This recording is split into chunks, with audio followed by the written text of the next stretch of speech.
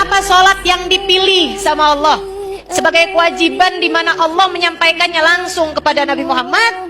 Karena kamu saat sholat juga kamu sedang menghadap kepada Allah, sebagaimana Nabi Muhammad dulu untuk kewajiban sholat dipertemukan langsung dengan Allah. Kalau Nabi Muhammad jasad dan waruhan, jasad juga, amar ruh juga. Nah kalau kita saat sholat diharapkan hati kita, ruh kita ngadep sama Allah Subhanahu wa ta'ala.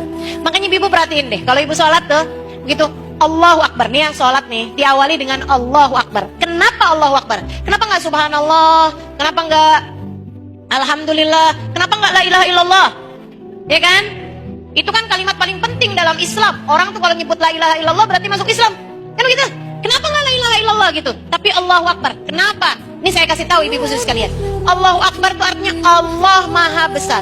Kamu kalau sholat, kamu tinggalin urusan-urusan duniamu. Yang asalnya lagi masak, kamu tinggalin masakmu. Yang asalnya lagi dagang, kamu tinggalin dagangmu. Yang asalnya lagi teleponan, kamu tinggalkan teleponmu. Yang asalnya lagi lihat nonton TV, kamu tinggalkan TVmu. Yang asalnya lagi ngobrol apa segala macam, kan kamu tinggalin semuanya. Gak mungkin kan sholat sambil ngobrol, sholat sambil masak, sholat sambil mandi, kan gak mungkin.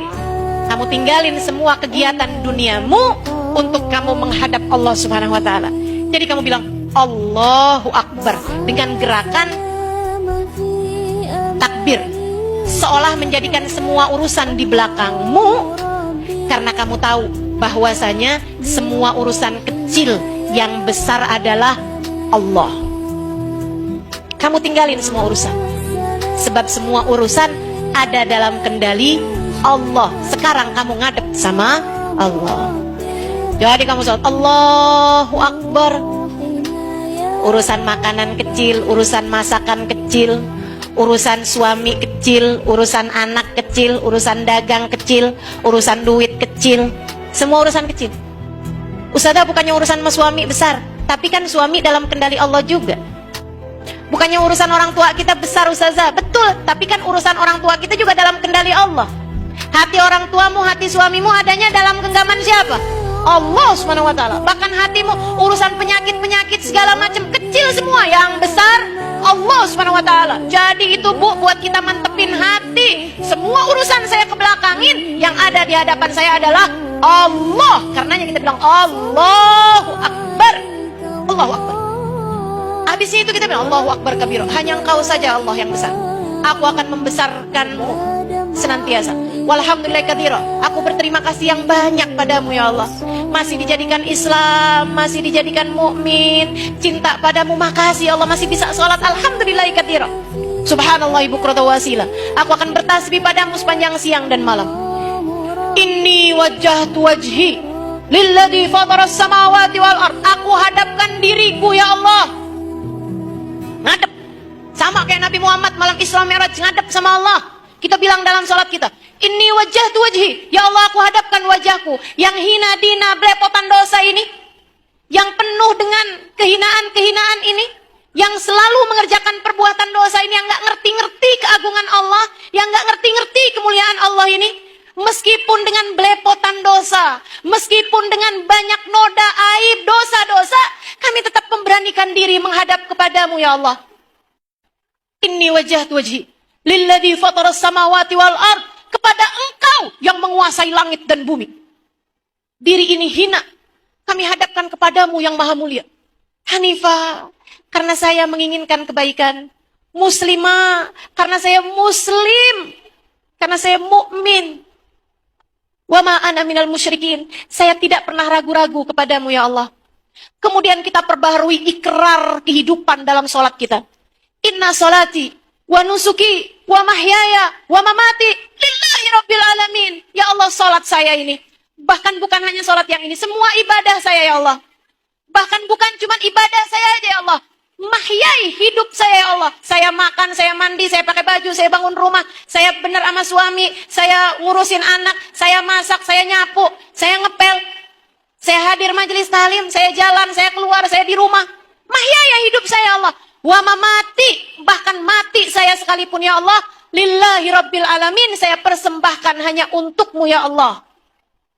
Saya hidup untukmu, saya mati untukmu.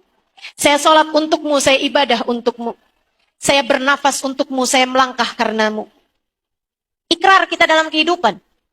Mesti diingat-ingat terus ibu-ibu sekalian. Kita ulangi 5 waktu sekurangnya sehari semalam. Buat ngingetin. Jangan sampai ada hamba Allah yang nanya lagi, saya hidup buat apa ya? Kamu hidup buat Allah. Kamu ulangi 5 waktu sehari semalam ucapan tersebut. Jangan sampai ada yang salah arah, salah tujuan. Saya hidup untuk suami saya. Ketika suami saya meninggalkan saya, apalah arti hidup saya? Dia pun kemudian bunuh diri. Salah jalan. Salah jalan. Ibu-ibu sekalian, kita hidup untuk Allah, kita mati untuk Allah. Bukan, kamu hidup bukan untuk anakmu, bukan. Bukan. Kamu hidup bukan untuk suamimu, bukan. Bukan. Kamu hidup bahkan bukan untuk dirimu sendiri. Kamu hidup bukan untuk makan, kamu hidup bukan untuk tidur. Kamu hidup bukan buat nyari duit, ibu-ibu sekalian, bukan. Kamu hidup bukan buat nyari rezeki, bukan. Kamu hidup untuk Allah. Kamu hidup untuk beribadah kepada Allah. Kamu hidup untuk mempersembahkan jiwamu, ragamu, waktumu untuk Allah Subhanahu wa taala. Dan kalau kamu berhasil melakukannya, Allah akan mengaruniakan kepadamu seindah-indah kehidupan di dunia, seberkah-berkah kehidupan di dunia, sebelum Allah akan membahagiakanmu kelak di akhirat nanti. Coba perhatikan, orang-orang yang hidupnya untuk harta, Allah akan susahkan setengah mati urusan hartanya di dunia. Coba perhatikan, orang-orang yang hidupnya untuk cinta manusia, untuk seorang laki-laki misalnya, dia persembahkan segala sesuatunya buat laki-laki itu, sampai dia sibuk setengah mati untuk laki-laki tersebut, biar laki-laki tersebut tetap mencintainya, suaminya dia. Allah akan buat dia kecewa sama suaminya. Orang yang hidupnya buat anak-anaknya, Allah akan buat kecewa sama urusan anak-anaknya. Allah mau mengajarkan kita sebagai muslimah, kamu hidup bukan untuk itu semuanya. Kamu hidup untuk Allah. Kamu hidup untuk Allah.